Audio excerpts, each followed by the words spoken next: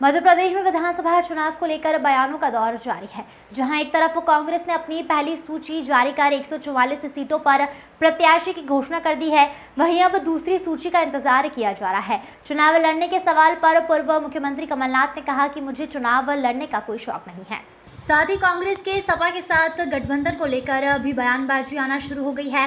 सपा के साथ चुनावी मैदान में उतरने को लेकर कमलनाथ ने कहा कि बीजेपी को हराने के लिए अखिलेश यादव का साथ है, जहां अखिलेश यादव का धन्यवाद करता हूं। कमलनाथ ने कहा कि हम चाहते हैं कि समाजवादी पार्टी हमारा साथ दे।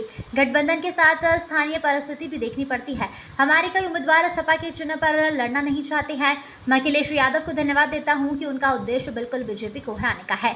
उन्होंने मुझसे कहा है कि हम मिलकर हराना चाहते हैं, लेकिन हमें भी वहां की स्थानीय स्थिति को देखना पड़ता है। छिंदवाड़ा में टिकट की घोषणा पर उन्होंने कहा कि वहां की घोषणा नकुल करेंगे, पहले वहां की जनता करेगी, फिर दिल्ली।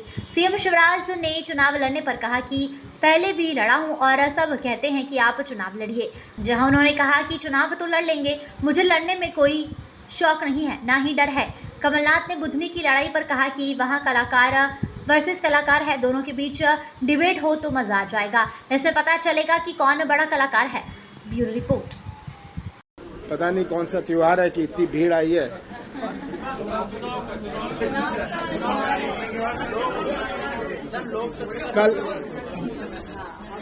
कल हमने 144 सीटों की घोषणा करी है।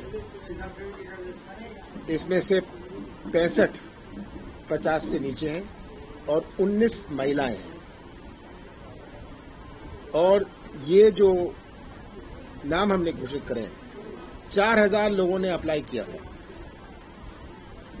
हमने सबसे चर्चा करके, सबसे अपनी राय लेके हमने घोषित करे हैं। कभी भी सर्वसहमति से कोई नाम नहीं लेता। 4000 लोगों ने अप्लाई किया, सब 4000 कहते हैं मैं तो जीतने वाला हूं। ऐसा आज तक मेरे राजनीतिक जीवन में कोई नहीं मिला मुझे जो अपना आवेदन दे और कहे कि मैं हारने वाला हूं। ये बात तो आप लोग समझते हैं। तो ये बहुत बड़ी चुनौती थी हमारे सामने। बाकी सीटें भी हम अगले 2-3 दिन में घोषित कर देंगे। सब काफी चर्चा हो गई है। थोड़ी बहुत सीटें बची हैं जिसमें घोषणा होनी है। मध्य क्या मेरे से पूछ रहे हैं?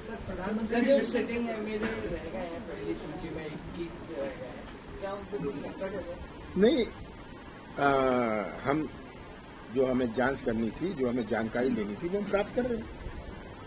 हमें जीतने वाला और जो बेस्ट कैंडिडेट है और जाति समीकरण में वो फिट होता है, उस तरह करना है।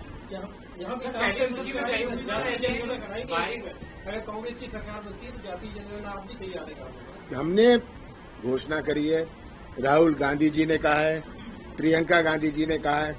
अब क्या कमलनाथ को कहने की आवश्यकता है? सर, मायावती जी से आपकी बात हो रही है, पार्टी ने आपको जिम्मेदारी दी उनको बनाने की? मेरी कोई बात बहन जी से नहीं हुई। शक्ति सम्मेलन करने जा रही है, शक्ति सम्मेलन करने जा रही है बीजेपी, शक्ति सम्मेलन करने जा रही है, सीएम को बूथ पर जाएंगे और विजय का शपथ दिलाएंगे। देखिए, जो कलाकारी कर सकते हैं वो करेंगे, तो इसमें कोई रोक रुकावट तो है नहीं कलाकारी में, ठीक है।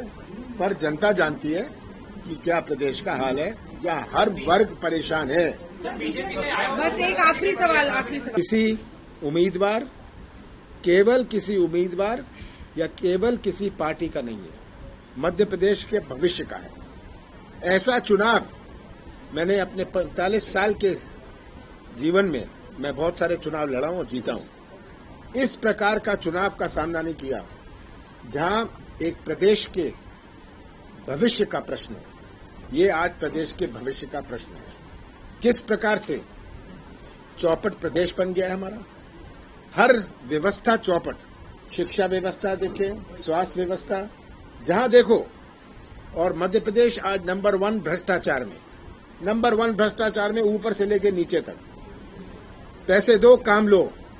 मध्य प्रदेश का हर व्यक्ति या तो भ्रष्टाचार का शिकार है या भ्रष्टाचार का गवाह है। उसमें से आप भी हैं। जो मैं कहता हूं हर व्यक्ति, आप भी हैं, या तो गवाह है या आप उसके शिकार हैं। तो मुझे पूरा विश्वास है कि जितने भी प्रलोभन बीजेपी दे दें, दिखते भी कलाकारी कर लें शिवराज सिंह जी, दिखता भी गुमराह कर लें, आज के मतदाता और 10 साल पहले के मतदाता में बहुत अंतर है। आज का मतदाता बहुत समझदार है, वो उनकी इन सब बातों से असमझ नहीं रहने वाला।